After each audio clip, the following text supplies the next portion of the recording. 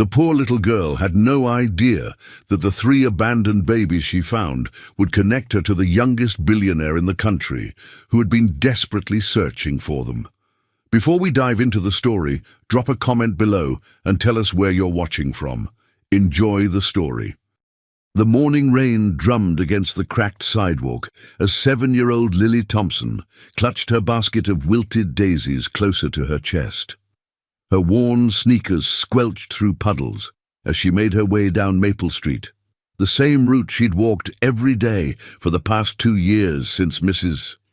Henderson from the children's home had given up looking for her.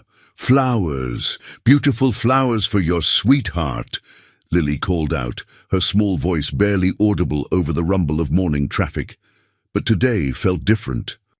The usual business people rushing to catch their trains seemed more distracted, whispering urgently into their phones and clutching newspapers with bold headlines she couldn't quite read.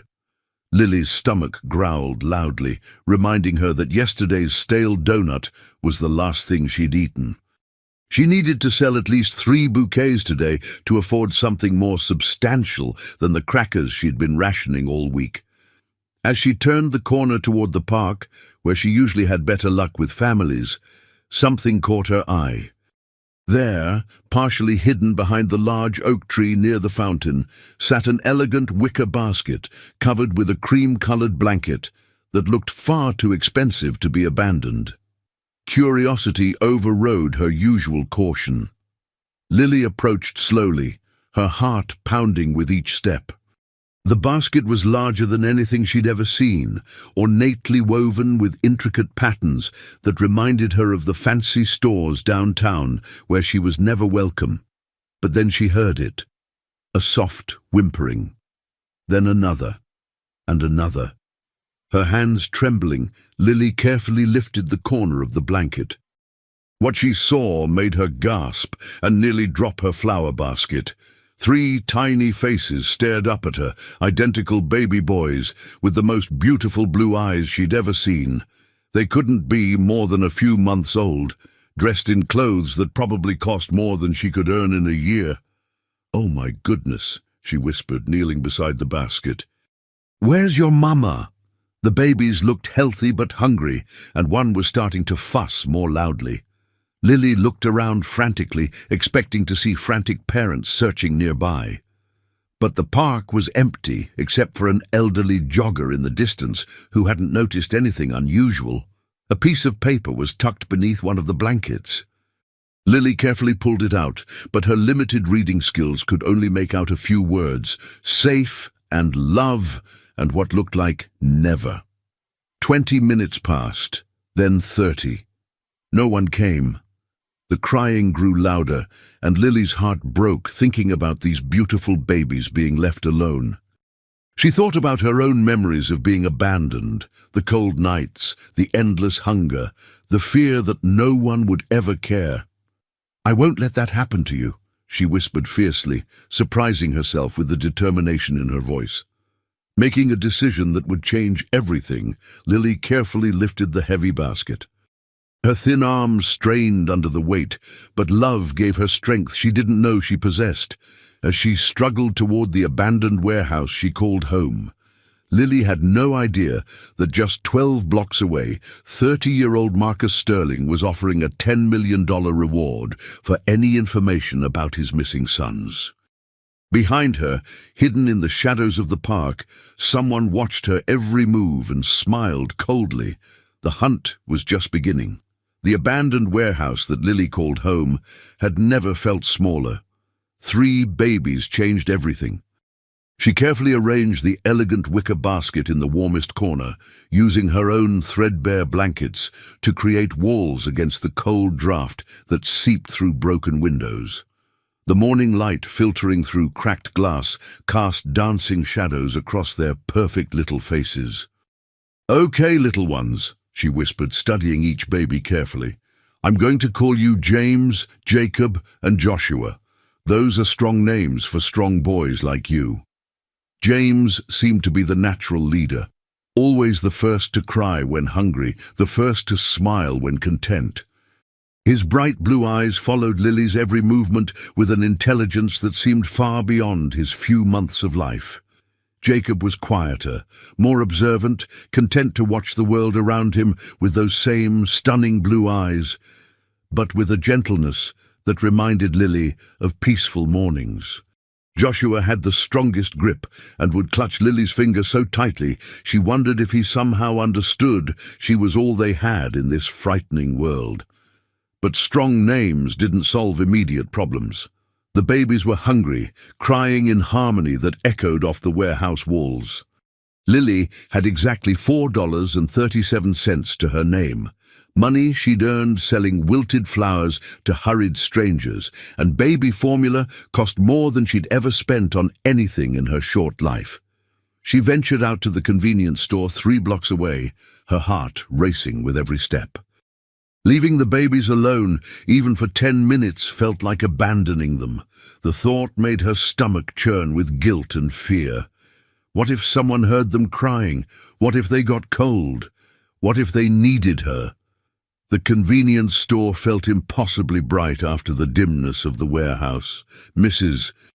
Chen, the elderly Korean woman who owned the store, looked suspicious when Lily approached the counter with 3 bottles and a small container of formula, the cheapest kind available.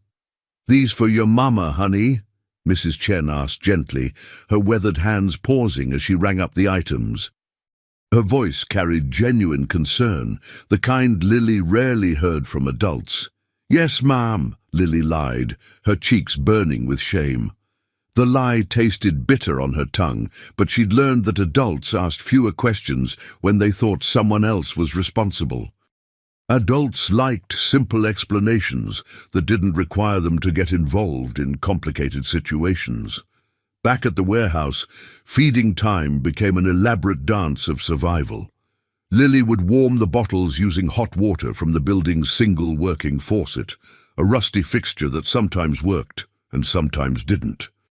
Then she'd sit cross-legged on the cold concrete floor, trying to feed 3 hungry babies with only 2 hands and an overwhelming amount of love.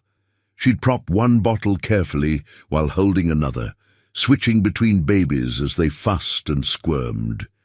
James would grab at the bottle impatiently, while Jacob waited patiently for his turn, and Joshua would watch her face intently as if memorizing every expression. "There you go, sweet boy," she'd murmur to each one. "Drink up. You need to grow big and strong."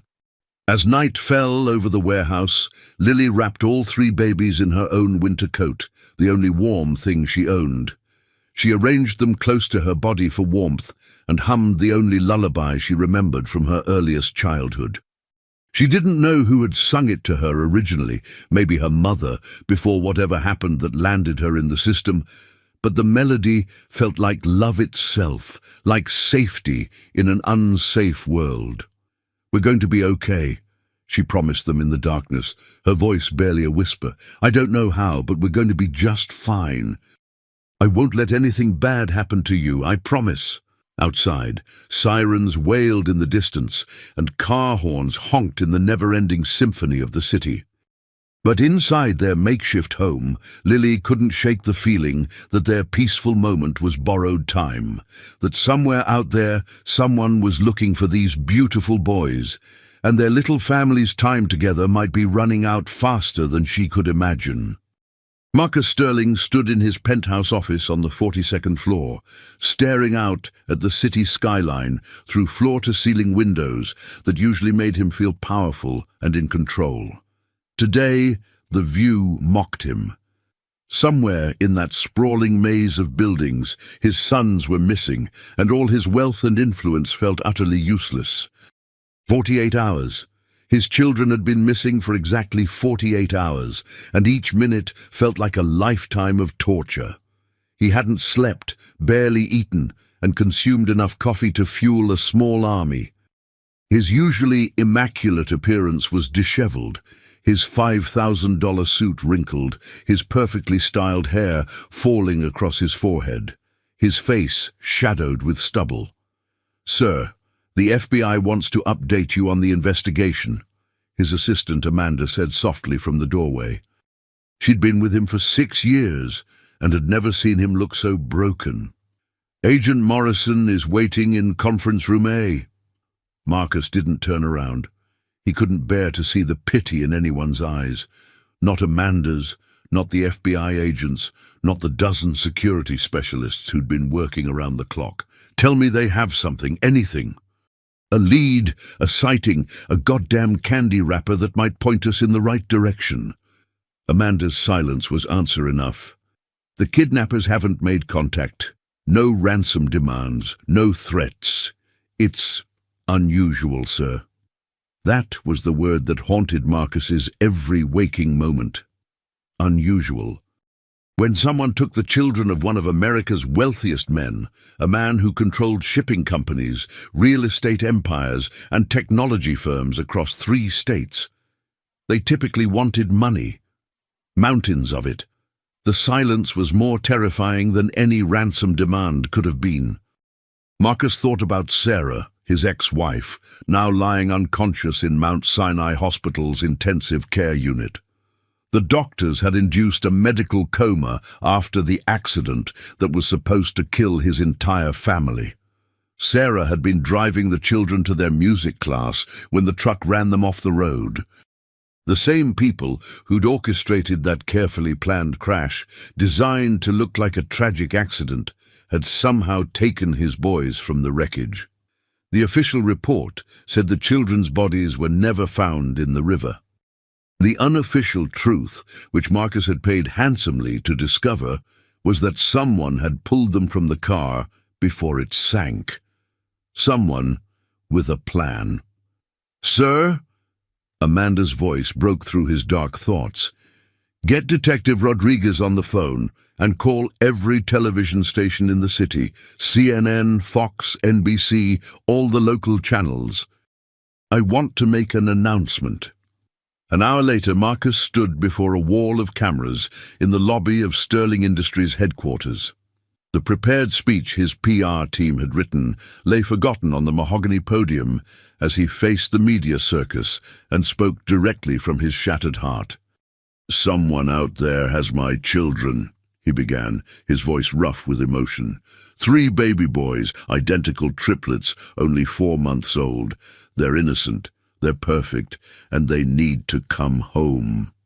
He paused, gathering strength from somewhere deep inside. "They have the most beautiful blue eyes you've ever seen, and they laugh when you sing to them.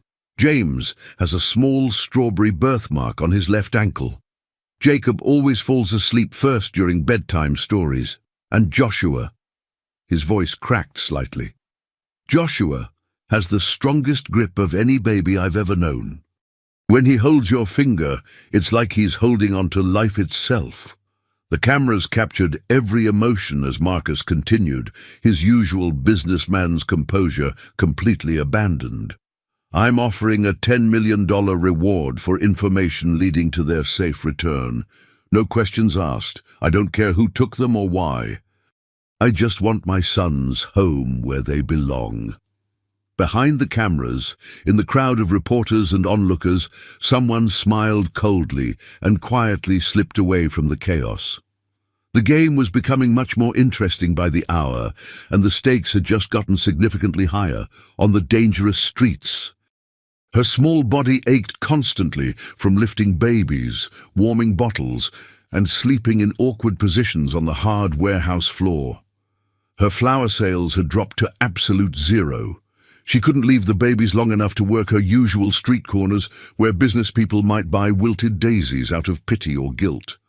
But something beautiful was happening too, something that made all the exhaustion worthwhile. Joshua had started reaching for her face when she fed him, his tiny fingers exploring her cheeks with gentle curiosity. Jacob made soft cooing sounds that sounded almost like mama, which made Lily's heart feel like it might burst with joy. And James. James watched her with those incredible blue eyes, as if he understood every word she spoke, every promise she made, every fear she tried to hide. "Good morning, my beautiful boys," she whispered during their dawn feeding ritual, sitting cross-legged on the cold floor with bottles arranged around her like a fortress. Today, we need to be extra smart. Our food money is almost gone. Her $4.37 had dwindled to 83 cents. The formula would last maybe 2 more days if she watered it down slightly, something that made her feel guilty but seemed necessary for survival. Lily had survived hunger before, had gone days eating nothing but discarded pizza crusts and the occasional apple thrown away by picky children. But watching babies cry from empty stomachs was unbearable in a way that made her chest tight with panic. That's when she remembered Mrs. Patterson. Mrs. Patterson lived in the brick apartment building directly across from the warehouse and had always been kind to Lily. She was elderly, lived alone with 3 fat cats, and often sat on her fire escape feeding stray animals with patience and gentleness.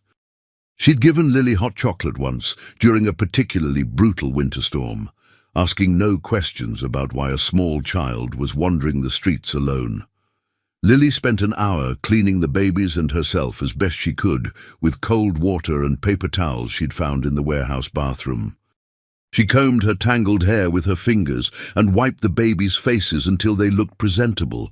Her heart pounded like a drum as she carefully carried them across the busy street, praying that Mrs. Patterson would be home and willing to help.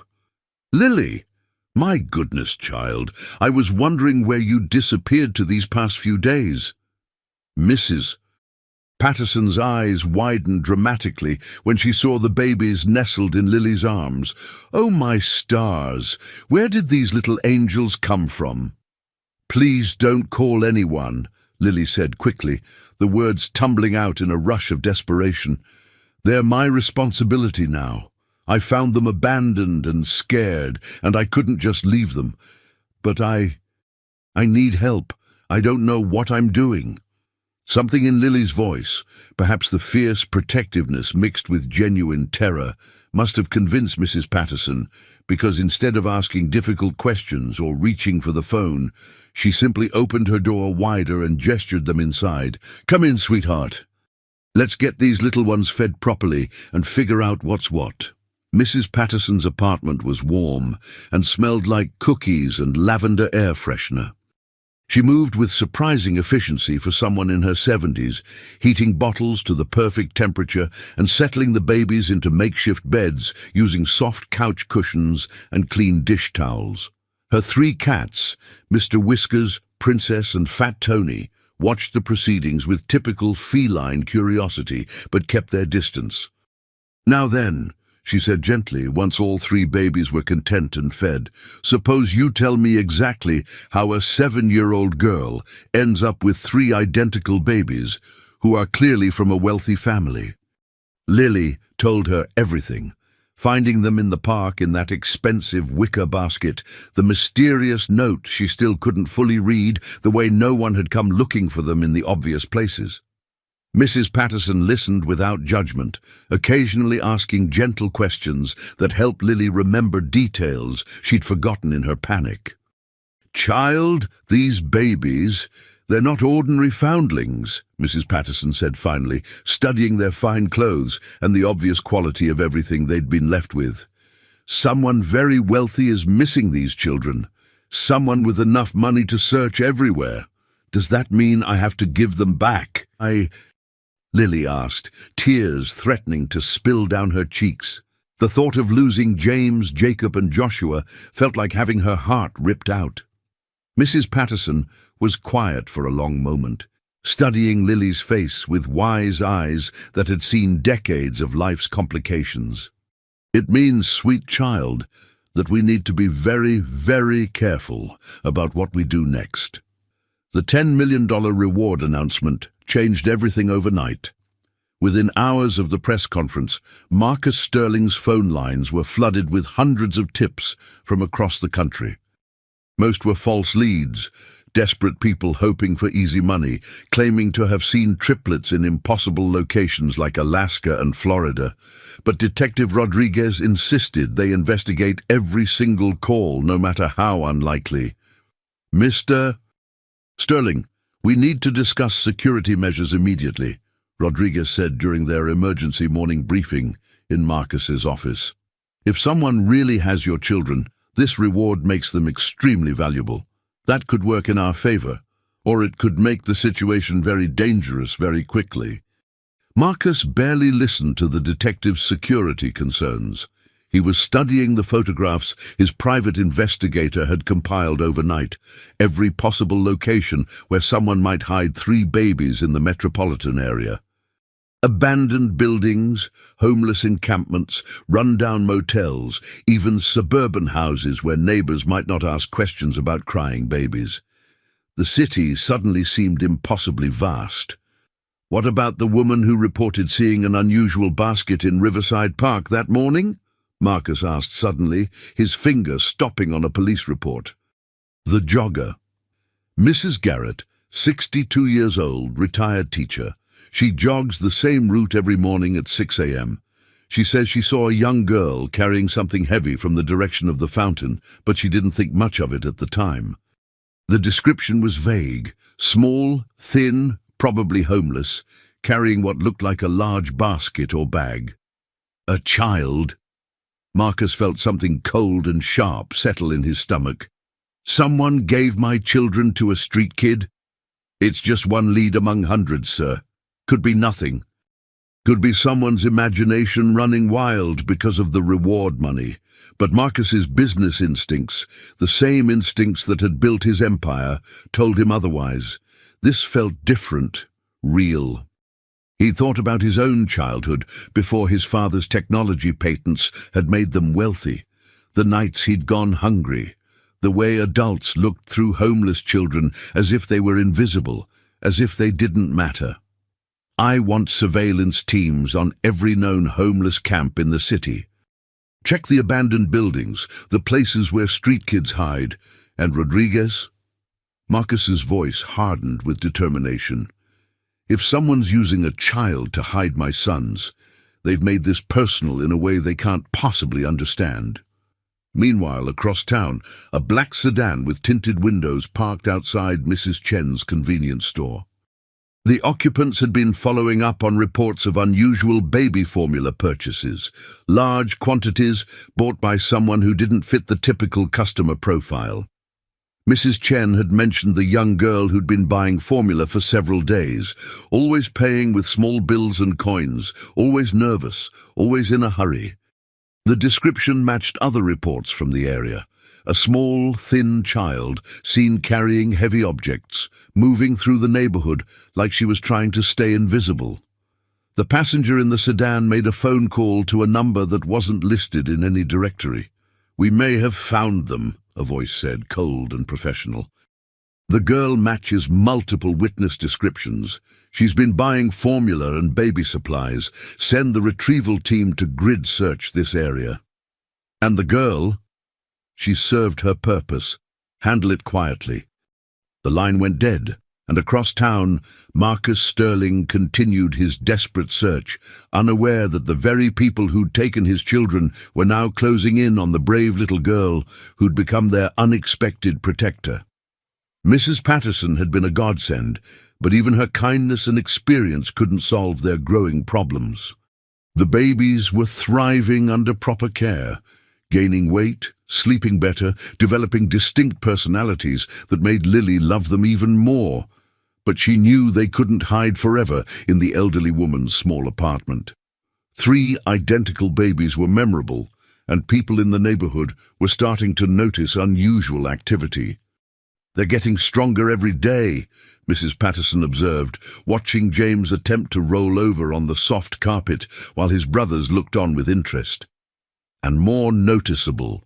3 identical babies with those remarkable blue eyes. People remember that. They talk about it." Lily nodded, anxiety growing in her chest like a physical weight. She'd noticed more strangers in the neighborhood lately, people who didn't belong, who walked too slowly, who asked too many casual questions about homeless children and unusual sightings, men in suits who claimed to be social workers but didn't carry the right identification.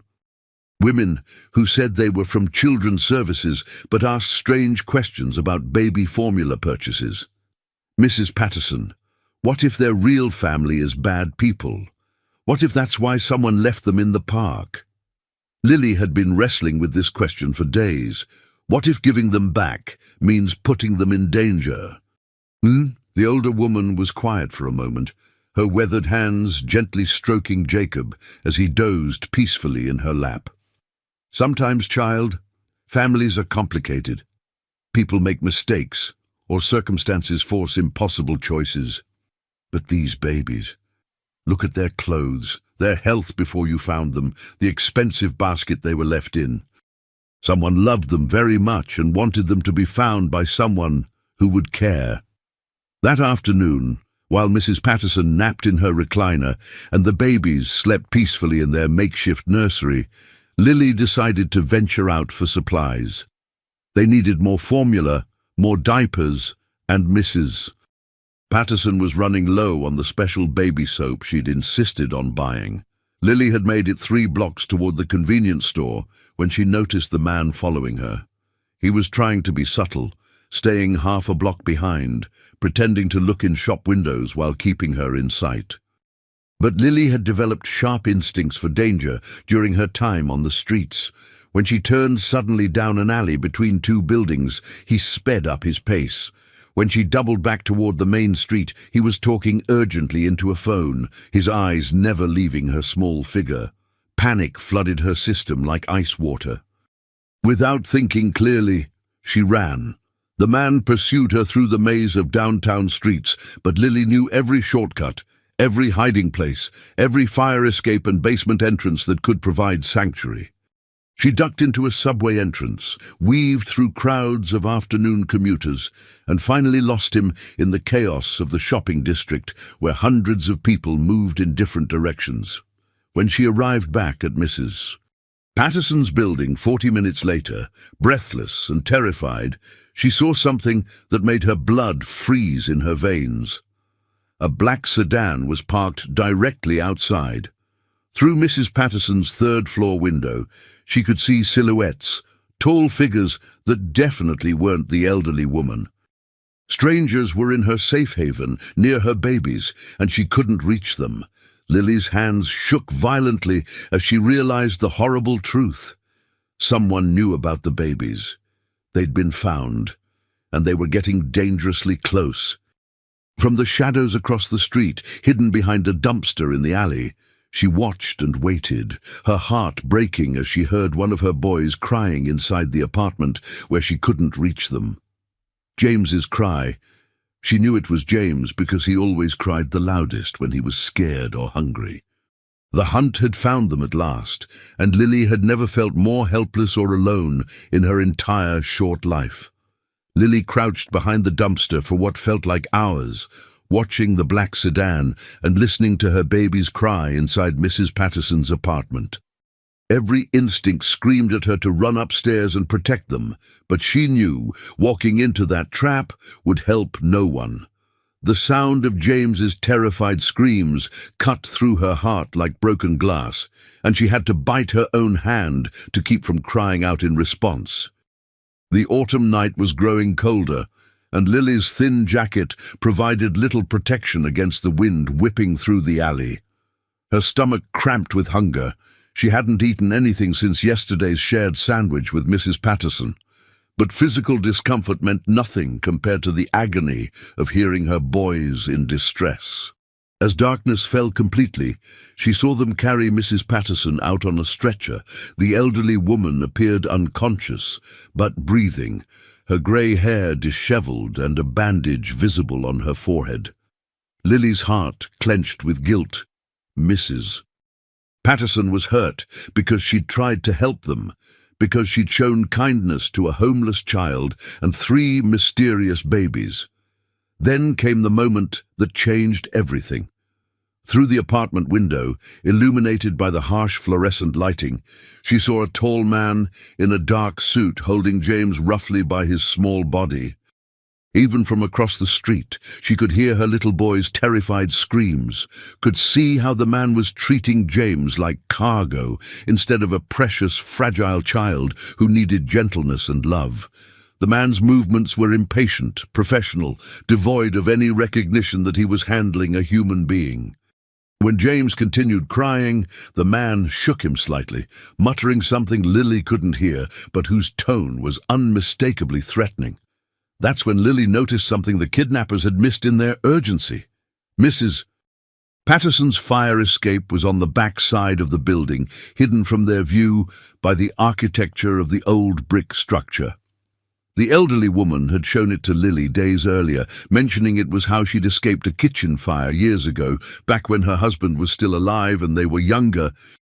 Lily waited until she saw two of the men leave in a separate car, presumably taking Mrs. Patterson somewhere, hopefully to a hospital where she could get help, though Lily feared they had darker intentions. That left at least two still in the apartment with her babies. Not great odds for a 7-year-old girl, but better than facing a full team of armed professionals. She slipped through the alley behind the building, using skills she'd developed during 2 years of avoiding detection by police, social workers, and the occasional predator who saw homeless children as easy targets. The fire escape was old and rusty, but structurally sound. Lily climbed with practiced silence, her bare feet finding purchase on the metal grating, despite the cold that made her toes numb. Mrs. Patterson's bedroom window was unlocked. The elderly woman had mentioned she never worried about third-floor burglars, saying that anyone athletic enough to climb that high probably needed whatever they might steal more than she did. Inside, Lily could hear voices from the living room, cold and businesslike. The boss wants them moved tonight. The sterling reward is bringing too much attention from law enforcement and media. What about the girl? She's seen our faces, knows about the operation.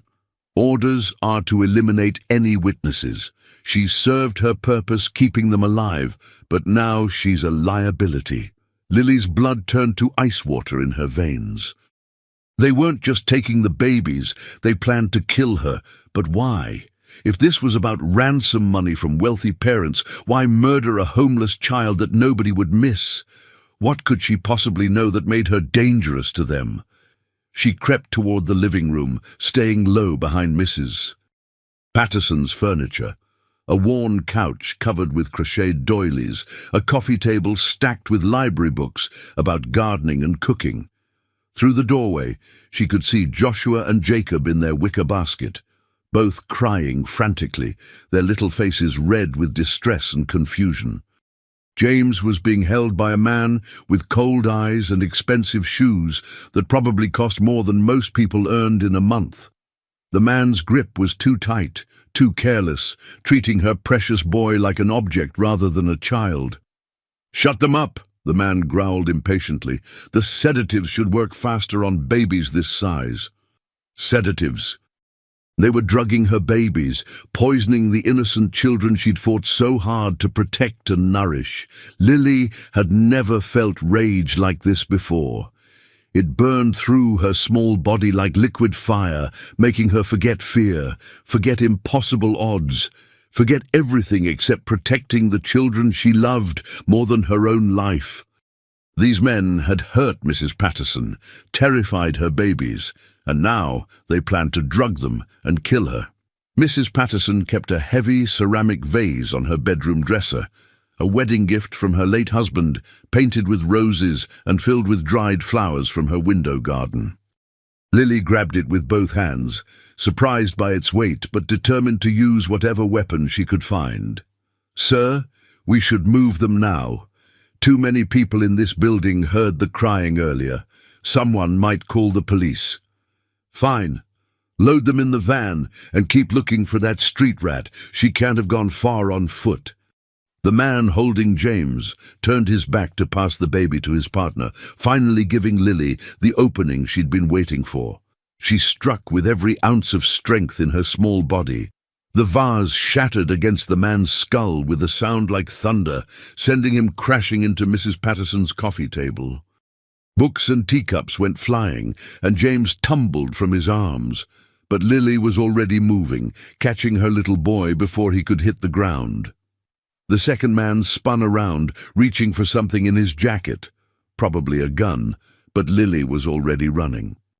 She grabbed the basket containing Joshua and Jacob with her free arm and sprinted for the bedroom window, her heart pounding so hard she could hear it over everything else. "The girl! She's here! The target is in the building!" Gunshots exploded behind her as Lily dove through the window onto the fire escape. Glass shattered around her, and a bullet whined past her head close enough that she felt the air displacement. But she kept moving, clutching all 3 babies as she scrambled down the metal steps with desperate speed. She hit the alley running, her thin legs carrying her and the babies toward the maze of downtown streets where she knew every hiding place, every shortcut, every escape route that might save their lives. Behind her she heard car doors slamming and engines starting with urgent acceleration. The chase was on, and this time it was life or death for all of them. Detective Rodriguez burst into Marcus's office at 2 a.m., his face grim with exhaustion and the weight of new revelations that would change everything. He'd been working the case for 72 hours straight, surviving on coffee and determination, following leads that seemed to dead end until tonight. "We found something," Rodriguez announced without preamble. The Patterson apartment. There was a struggle. Blood splattered on the walls, broken furniture, and neighbors reporting gunshots around midnight. Marcus was instantly alert, his fatigue forgotten as adrenaline flooded his system. He'd been sitting in his office chair for hours, staring at photographs of his missing sons, praying for any news that might bring them home. My children. They were there. We found bottles, baby clothes, toys that match the descriptions from when they disappeared. Someone's been caring for them properly, feeding them, keeping them clean, treating them with love. Rodriguez set down an evidence bag containing a piece of paper that made Marcus's breath catch. "And we found this. Ubrit." It was the note from the original wicker basket, but now Marcus could see something that made his heart race with new possibilities. In the corner, barely visible under the lab's enhancement lighting, was a partial fingerprint that hadn't been there when the babies were first taken from the crash site. "That print belongs to a 7-year-old girl named Lily Thompson," Rodriguez continued. "Officially, she doesn't exist in any government system. No family records, no address, no school enrollment. She's been living on the streets for at least 2 years, completely invisible to social services. But Marcus..." Rodriguez paused, his voice taking on an unusual tone. "The neighbors described her very differently than we expected." "What do you mean?" Marcus asked, though something in his chest was already beginning to hope. "She wasn't working with the kidnappers. According to Mrs. Patterson, the elderly woman who was helping her, this little girl found the babies abandoned in Riverside Park and has been caring for them like they were her own family. She fought off armed men tonight to save them, used a ceramic vase as a weapon against professionals with guns." Marcus felt the world shift around him, his understanding of the entire situation reshaping itself. "You're telling me a homeless child has been raising my sons, protecting them? Not just raising them, risking her life for them repeatedly. The blood in the apartment belongs to one of the kidnappers. This little girl, weighing maybe 60 pounds, fought back against trained criminals, with nothing but courage and love for children she'd never met before a week ago."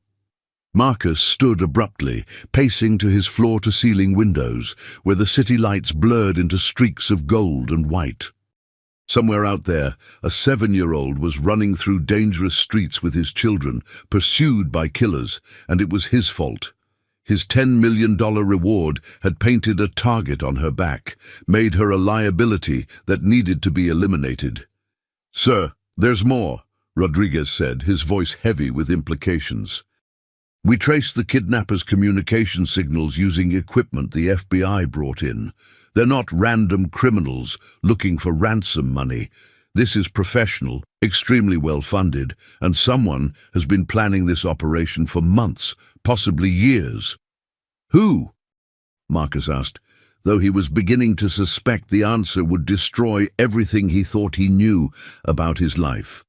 "We think it's connected to your business dealings, but not in the way you'd expect. Someone who wants to hurt you specifically, not just steal money. The children were never meant to be ransomed. They were supposed to disappear permanently, and the car accident was meant to eliminate the entire problem." Marcus's hands clenched into fists as he processed this information. His business empire had made him enemies, competitors he'd outmaneuvered, deals he'd won through superior strategy and sometimes ruthless tactics. But he'd never imagined someone would target his innocent children, his own flesh and blood. "What about the girl? Can we find her before they do?" "She knows these streets better than anyone on my force. If she doesn't want to be found, she won't be. She's survived 2 years on her own, learned every hiding place, every escape route." "But Marcus..." Rodriguez met his eyes directly. "She's not the enemy here. That little girl has been the only thing standing between your children and whatever these people really want." Marcus thought about Sarah, still unconscious in Mount Sinai Hospital's intensive care unit, and felt a surge of protectiveness for this unknown child who'd stepped into the role of mother when his world collapsed around him. "Double the reward," he said quietly, his voice filled with new determination. "But not for information about the children, for bringing that little girl home safely with my sons. She's part of my family now, whether she knows it or not." Rodriguez nodded grimly, already reaching for his radio to coordinate the expanded search. "Sir, we need to move fast. These people don't leave loose ends untied. They'll try to eliminate both the children and their protector before dawn, and they have resources we're still trying to understand." Marcus grabbed his coat and headed for the door. "Then we'd better find them first." Lily ran until her lungs burned like fire and her legs trembled with exhaustion that threatened to drop her to the pavement. The babies had finally stopped crying, overwhelmed by terror and confusion, until they fell into the sleep of emotional exhaustion. But their combined weight grew heavier with every block she covered. She ducked into an abandoned subway tunnel she'd used for shelter during particularly harsh winter nights when the temperature dropped below freezing. The tunnel was part of the old transit system, abandoned when the city rerouted the subway lines decades ago, leaving behind a network of forgotten passages that homeless people sometimes used. The tunnel was cold and damp, water dripping from rusted pipes overhead, but it was hidden and defensible. She'd discovered it months ago, when running from older street kids who'd wanted to steal her flower money and had threatened to hurt her if she didn't hand over everything she'd earned that day. She settled the babies on her coat in the driest spot she could find, checking each one carefully for injuries in the dim light, filtering through grates above. James had a small cut on his forehead from the struggle at Mrs. Patterson's apartment, but otherwise they seemed physically unharmed. Joshua and Jacob clung to her fingers when she offered them, their tiny faces trusting despite everything they'd endured. "I'm so sorry," she whispered to them, her voice echoing off the concrete walls. "I tried to keep you safe, but I made everything worse. Mrs. Patterson is hurt because of me. You're in danger because I couldn't figure out how to protect you properly." The sound of footsteps echoed from the tunnel entrance, multiple sets moving with coordination that spoke of military or police training. Lily's heart hammered against her ribs as she grabbed the babies and moved deeper into the darkness, toward the maintenance exit she'd mapped out during her initial exploration of the tunnel system. "I know you're in here, little girl," a voice called, cold and professional, echoing off the walls. "We just want the children. Give them to us, and you can walk away. No one has to get hurt." Lily knew they were lying. She'd heard them planning to kill her at Mrs. Patterson's apartment. These weren't people who left witnesses alive, especially witnesses who could identify them to police. She kept moving, feeling her way along the tunnel wall with one hand while clutching the basket with the other, her bare feet silent on the wet concrete. "You can't run forever. and you're just making this harder on everyone involved. Those babies need proper medical care, proper feeding. You're in over your head." A flashlight beam swept across the tunnel behind her, powerful and bright, creating dancing shadows that made the darkness ahead seem even more impenetrable. They were getting closer, their voices echoing strangely in the confined space. Lily reached the maintenance ladder that led to a service exit near the river. Climbing with 3 babies would be nearly impossible, but staying meant certain death for all of them. She tied the basket to her back with her belt and started climbing one-handed, using her knowledge of the tunnel system she'd learned during desperate winter nights when this place had been her only refuge from freezing temperatures. Each rung was agony, her arms aching from the weight and her shoulders screaming with effort, but love gave her strength she didn't know she possessed. James made a soft sound against her back, and she whispered reassurances she wasn't sure she believed. Above ground, the service exit opened into a construction site near the docks, where new luxury condominiums were being built. Heavy machinery provided cover: bulldozers, cement mixers, crane equipment that cast long shadows in the streetlight. But Lily knew this area was too open for long-term hiding. She needed a plan that would keep them safe until sunrise, when surely the police would find them. That's when she saw the police cars arriving at the tunnel entrance behind her, but these weren't regular patrol units. The officers moved with military precision, wearing tactical gear that suggested SWAT or FBI involvement. Someone else was hunting the hunters, which meant either rescue or an even more dangerous situation. Lily made a desperate decision.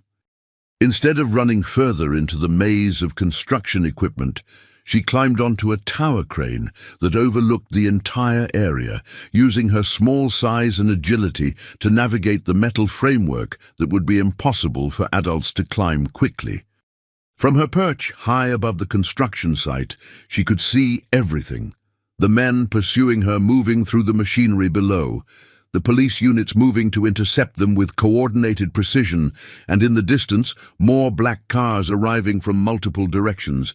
But she also saw something that made her heart stop completely. A man in an expensive coat was walking directly toward the construction site, flanked by police officers, but clearly in charge of the operation. Even from this distance, she could see his determination, his desperation, the way he moved like someone whose entire world depended on what happened in the next few minutes. This had to be their father. The man whose children she'd been protecting without knowing his name, whose sons she'd fed and sung to sleep and loved like her own brothers. James began to cry softly, and Lily realized they were all cold and hungry. Her little family was running out of time, and the final confrontation was rushing toward them like a freight train carrying everyone's fate. Below, gunshots erupted as 2 forces collided in the darkness, muzzle flashes lighting up the construction site like deadly fireworks, and Lily held her babies closer, praying that dawn would bring safety instead of tragedy for all of them. The gunfight below lasted only minutes, but to Lily perched on the crane with 3 babies, it felt like hours of terror. Muzzle flashes lit up the construction site like deadly fireworks, and the sound of automatic weapons echoed off the concrete and steel structures. When the shooting finally stopped, she could see figures motionless on the ground, and others with their hands raised in surrender. The police had won this round, but her relief was short-lived as she realized the real complexity of their situation was just beginning to unfold. "Lily Thompson!" The voice called from below, amplified by a police megaphone that made her name echo across the construction site. "This is Detective Rodriguez with the NYPD. We know you're up there, and we know you've been protecting those children. You're not in trouble. We're here to help you and bring you home safely." Lily peered over the crane's edge, studying the scene below with the careful attention to detail that had kept her alive on the streets. The man in the expensive coat was looking directly up at her, his face illuminated by the construction site's powerful floodlights. Even from this distance, she could see he had the same remarkable blue eyes as the babies she'd been caring for. "My name is Marcus Sterling," the man called, his voice carrying clearly in the night air, filled with emotion that seemed genuine. "Those are my sons you've been taking care of. I want to thank you for keeping them safe when I couldn't. You've been braver than anyone should have to be." Lily's grip tightened on the babies, her heart racing with conflicting emotions. This was the moment she'd been dreading, giving them back to their real family, losing the only love she'd ever known. But something felt wrong about the whole situation. If Marcus Sterling was their father, and these were police, why had armed men been hunting them? Why had someone tried to kill Mrs. Patterson?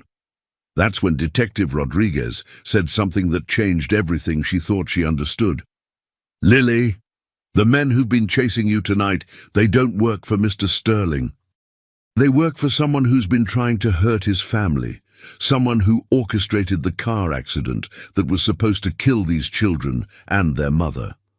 A new voice cut through the night air, smooth, familiar, in a way that made Lily's skin crawl, and chilling in its casual authority. How disappointing. "I was hoping this would be resolved more quietly, without involving so many witnesses and complications." Lily looked down to see a well-dressed older man stepping out of a black limousine she hadn't noticed arriving during the gunfight. Even in the dim light, she could see the resemblance to Marcus Sterling. They had the same jawline, the same confident bearing. But where Marcus radiated desperation and love, this man emanated cold calculation and barely contained fury. Several new arrivals emerged from other vehicles, moving with the same professional precision as the earlier kidnappers. These weren't police or FBI agents. These were private security, expensive and deadly.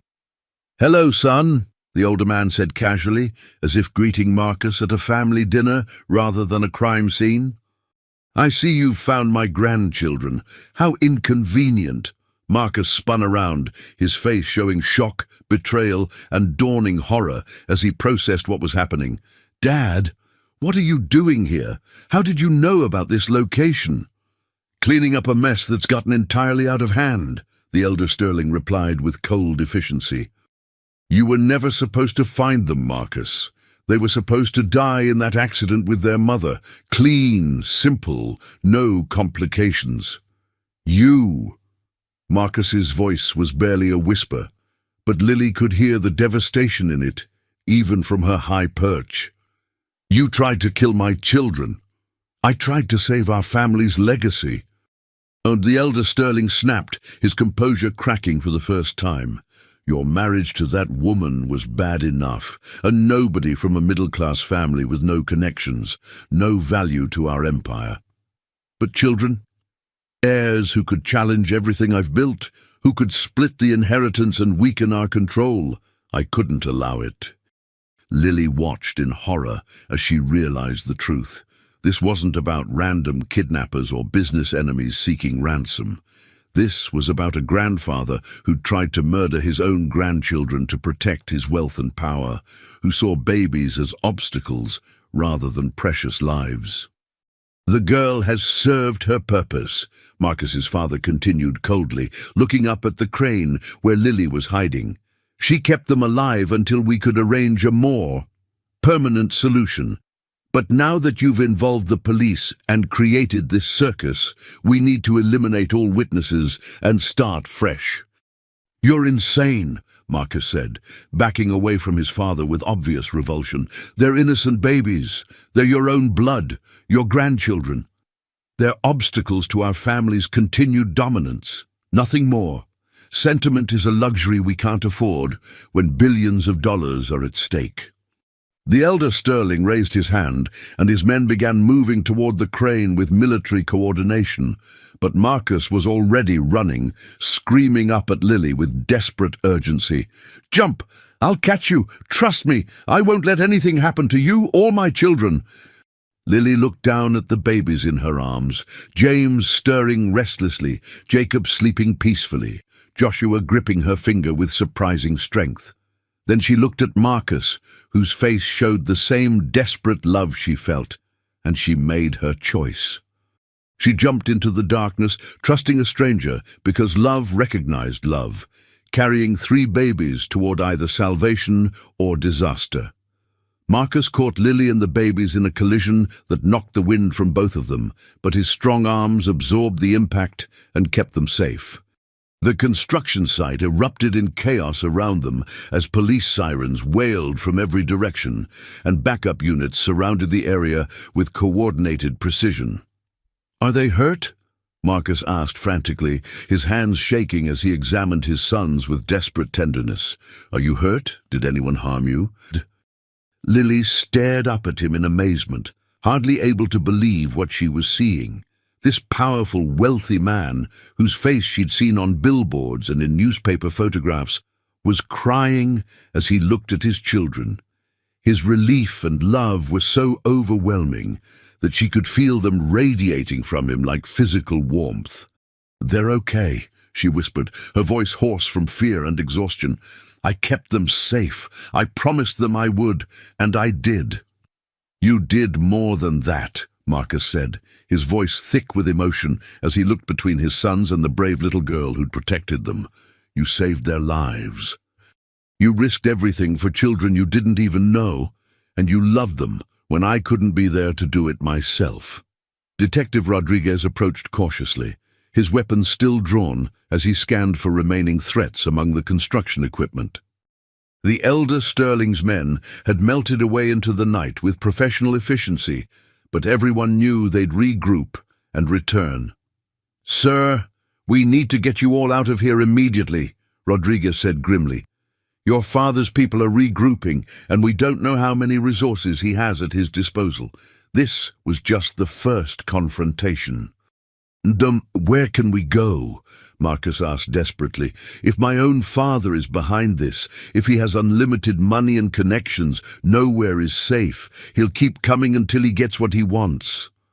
"Actually," Rodriguez said, his voice taking on a different tone, "there's something else you need to know. Your wife, Sarah, she woke up an hour ago.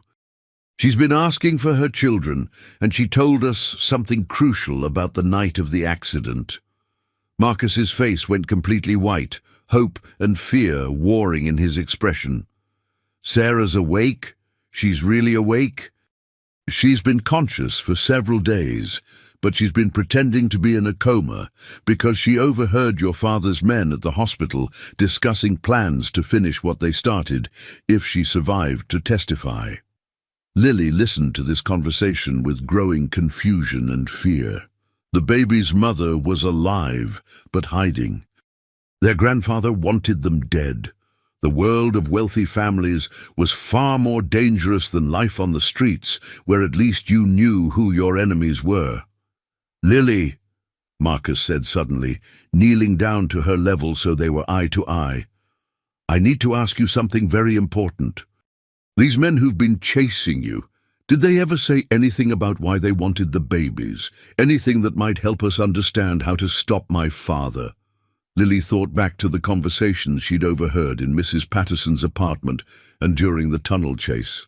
They said something about papers and money.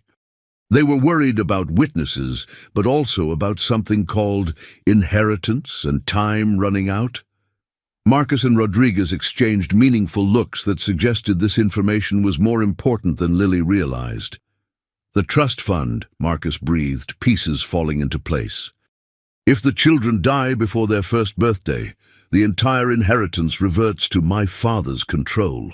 We're talking about billions of dollars, enough to buy armies of mercenaries. And in 2 months, they turn 1 year old," Rodriguez said grimly.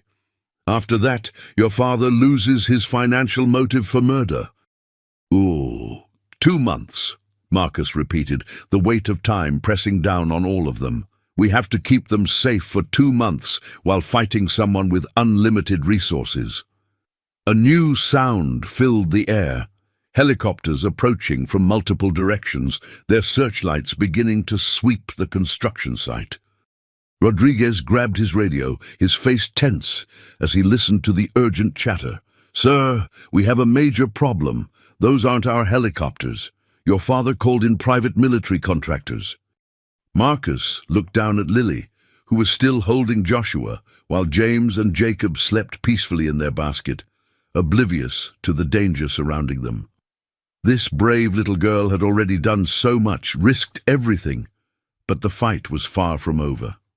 "Lily," he said urgently, "I know this is scary, and I know you don't have any reason to trust adults after everything you've been through, but I need your help. You know how to hide, how to survive, how to protect them in ways I never could. You've already saved them once. You want me to stay?" Lily asked, hardly daring to believe what she was hearing. "I want you to be part of our family," Marcus said simply, his voice filled with absolute sincerity. "These boys need their big sister, and I need someone who loves them as much as I do, someone who's already proven she'll die before letting anyone hurt them." The helicopters were getting closer, their searchlights beginning to sweep the construction site with military precision. Time was running out, and decisions made in the next few minutes would determine whether they all lived or died. "Will you help me save our children?" Marcus asked, extending his hand to her. Lily looked down at James, Jacob, and Joshua, her little boys, who taught her what love really meant, who'd made her understand that family wasn't about blood, but about choice and sacrifice and protection. Then she looked at Marcus, whose eyes held the same fierce love she felt. "Always," she promised, taking his hand. "We're family now." As Rodriguez led them toward a waiting police van, dodging searchlights and racing against time, Lily realized that tomorrow would bring the greatest challenge yet. But for the first time in her life, she wasn't facing it alone. The hospital felt like a fortress under siege. FBI agents at every entrance, police officers patrolling corridors, and Marcus Sterling pacing the secure wing where his family was finally together again. But even surrounded by protection, he knew his father's reach was long and his resources seemingly unlimited. Lily sat beside Sarah's hospital bed, gently holding Joshua, while Sarah cradled James and Jacob for the first time since the accident. The scene was both beautiful and heartbreaking, a mother reunited with her children and a homeless little girl who'd become their protector. "You saved them," Sarah whispered to Lily, tears streaming down her face. "When I couldn't protect them, you loved them like they were your own." "They are mine," Lily said simply. "Family isn't just blood, it's who you choose to protect." Sarah reached out and took Lily's small hand. "Then you're my daughter now. These boys need their big sister." Marcus felt his heart swell with gratitude for this incredible child who taught them what real family meant. But their moment was interrupted by Detective Rodriguez bursting through the door. "We have a problem," Rodriguez announced grimly. "Your father's filed emergency custody papers claiming you're mentally unstable. He's got judges on his payroll and enough legal firepower to tie this up for months." Sarah struggled to sit up straighter. "There's something I haven't told you. Something about the night of the accident." Everyone turned to her, sensing this was crucial. "Your father was there, Marcus. I saw him directing his men after we went into the river, but I was wearing my emergency recording device, everything transmitted to our home security system." Marcus stared at his wife in shock. "The recording survived? Everything's there. His voice, his instructions, his admission that he orchestrated the murders." Rodriguez was reaching for his phone when the hospital room door exploded inward. Marcus's father strode in, flanked by 6 men in expensive suits, moving with the confidence of someone who owned half the city. Behind them came hospital security guards clearly on his payroll. "Hello, son," the elder Sterling said calmly. "I believe you have something that belongs to me." "Those children don't belong to anyone," Marcus said, stepping protectively in front of the bed. "They're obstacles to everything our family has built." His cold eyes fell on Lily. "Including witnesses who've seen too much." "You're not taking them," Lily said, standing with Joshua in her arms. Despite being 7 years old, she faced down the most powerful man in the city without flinching. "I won't let you hurt them." The elder Sterling smiled coldly, touching but ultimately pointless. That's when Sarah pressed a button on her phone. The recording played for everyone to hear, crystal clear audio of the elder Sterling giving orders to kill his own grandchildren, his admission of orchestrating the car crash, his discussion of eliminating witnesses. As his voice filled the room, his face went white with rage. "You recorded me," he said, his composed mask finally slipping. "The FBI is downloading copies as we speak," Sarah replied. Rodriguez smiled grimly as federal agents burst through every entrance. "Sterling Industries Board received copies 10 minutes ago. So did the district attorney and every major news network." Marcus watched as his father was surrounded, his empire crumbling in real time as news alerts flooded phones throughout the room. Sterling Industries stock was plummeting. Federal investigators were freezing assets. "This isn't over," the elder Sterling snarled as handcuffs clicked around his wrists. "You had resources," Rodriguez corrected. "Now you have a jail cell." As the elder Sterling was led away, Marcus felt months of fear lifting from his shoulders. More than relief, he felt overwhelming gratitude for his wife who'd risked everything, the detective who'd fought for justice, and the incredible little girl who'd saved his family. 6 months later, Marcus sat in their garden watching Lily teach his sons to walk on soft grass. At 18 months old, James, Jacob, and Joshua were healthy, happy, and devoted to their big sister. Sarah joined him on the bench, her recovery complete and her joy unmarred by fear. "Do you think she knows how much she means to us?"